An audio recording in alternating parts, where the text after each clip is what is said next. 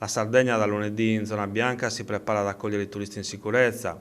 In previsione dell'aumento dei flussi di vacanzieri, ha prorogato e aggiornato le ordinanze per consentire un controllo degli arrivi. L'obiettivo è quello di evitare quanto accaduto nell'estate 2020, quando un'isola sostanzialmente Covid-free in autunno si trovava a far fronte all'espansione della pandemia, con un picco riscontrato a novembre di oltre 12.000 contagi.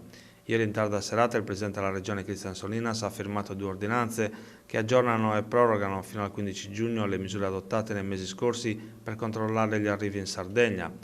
L'ordinanza numero 18 proroga l'ordinanza numero 5 del 5 marzo 2021. Per i passeggeri in arrivo rimane l'obbligo di registrarsi nella piattaforma Sardegna Sicura. Chi non sia ancora in possesso della certificazione verde può attestare l'avvenuta vaccinazione, vale a dire di aver completato il ciclo in base alla tipologia di vaccino ricevuto.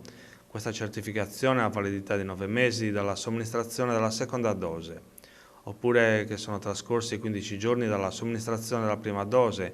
In questo caso la certificazione è valida fino alla somministrazione della seconda dose. Il viaggiatore può anche attestare di essere guarito dal coronavirus. La certificazione in questo caso ha durata di 6 mesi, oppure di essersi sottoposto al tampone con esito negativo eseguito non oltre le 48 ore dalla partenza.